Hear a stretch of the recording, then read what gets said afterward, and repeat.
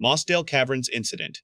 It is Saturday, 24 June 1967. 10 cavers walk across the moor above Wharfdale and reach Mossdale Scar in the Yorkshire Dales. They plan a long trip underground, aiming for work at the far end of the system near mud caverns.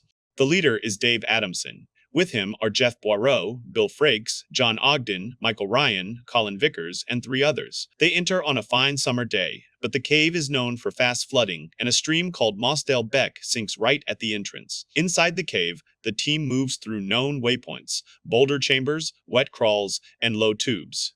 Progress is slow and physically demanding. Their plan is to push to the southern end of mud caverns, do blasting and excavation, and then return. After about 3 hours underground, 4 members turn back and exit safely. 6 continue, because there is still work to do. While they are deep inside, rain begins on the moor above. More water flows into the cave and the water levels became troubling. The men would have heard the growing volume and felt the rise at their feet. Knowing they were about 3 hours from the entrance, they decided to end work for the day. Dave knew the system better than anyone, so there was confidence he would time the exit safely. However, they did not know how much water was on the way.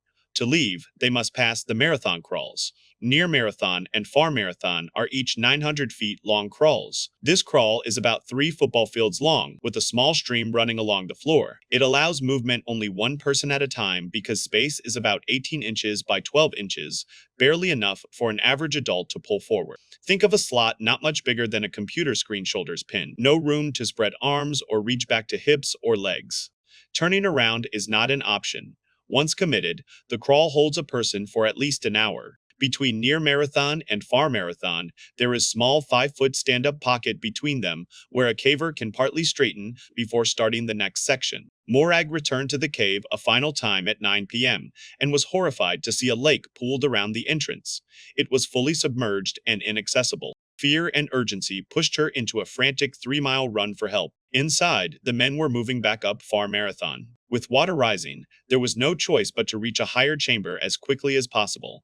The extreme distance in such a confined space was likely panic-inducing, with a heavy stream driving straight toward their faces. Michael, the youngest, and Jeff, the experienced hand, were the first to force into the tight start of the return. In places, a body could barely fit. They had to squeeze past rock and pull forward with arm strength alone, rubber boots towing along the sides for leverage, moving as fast as conditions allowed. This time, the water met them head-on rather than trailing behind.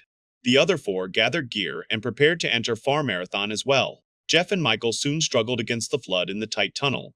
The water rose above their hands and then their shoulders. They searched for the highest crack in the roof to lift their faces to any remaining air as the flow rushed in. There was no safe place to escape. Dave had led the others into the same cramped tunnel, hoping to beat the rise. Moving through Far Marathon, they met the same reality. The water was too high. They turned their faces up to the roof, seeking the smallest pockets of air, but there was no way out of the trap. John Ogden was likely the last in the tunnel and heard desperate calls to turn back. Realizing there was no path ahead, he pushed with his hands to slide backward, using his feet to lift his weight. There were only moments to act before full submersion. He found a small crack overhead and wedged head and body into it to gasp for a last breath, hoping the water might stop rising and that this thin pocket of air could hold. Outside, rescue teams arrive. They dig a trench and build a small dam to send the stream away from the entrance. Even with this, the water inside stays high for many hours. Teams wait for the level to fall before it is safe to enter. On Sunday afternoon, a full day after the men had entered, rescuers reached Far Marathon. They shouted, hoping to alert the team that the passage was now open and that they could come down from a higher waiting place. Then, 2 sets of legs were seen protruding from a ridge in the tunnel roof. They were Jeff and Michael, who had lifted their upper bodies into that ridge to reach the last breaths of air. One by one, the bodies of 5 men were recovered. John Ogden's body was not found for another 2 days. He had wedged himself so forcefully into the overhead crack that dozens of passes were needed to locate his contorted remains. A memorial plaque is fixed to the cliff above the entrance, and a cairn on the moor marks the place above where they were found. Because the cave is so dangerous in floods, the coroner orders the entrance to be sealed. Ellison's Cave Tragedy. 10 University of Florida students drove to Walker County, Georgia to explore Ellison's Cave, a wild system on Pigeon Mountain known for long passages and vertical drops. Their plan was to reach the first major shaft, the warm-up pit, do a short exploration, and turn back. The warm-up pit drops about 125 feet and channels cold air and waterfall spray down a narrow tube. Wearing casual layers, they loaded helmets, headlamps, and ropes into their vehicles, but left their phones behind, a decision that would come to haunt them later. The climb up Pigeon Mountain sharpened the cold. No one had packed true winter gear. After close to an hour on the trail, they reached a jagged, person-wide entrance. Beyond it was only blackness. One at a time, they squeezed through and descended into a world lit by headlamps alone. The cave's formations impressed them, but the air is freezing. In summer, water down there hovers around 56 Fahrenheit. In winter, it feels even colder. The plan was a short exploration, then out. No one intended to get wet. They walked about 1,000 feet, from the mouth of the cave to the lips of the pit. As they get nearer to the pit, the passage narrows and gets darker. Once they reached the warm-up pit, they had planned to explore nearby. This is when one member of the group accidentally dropped his backpack into the warm-up pit.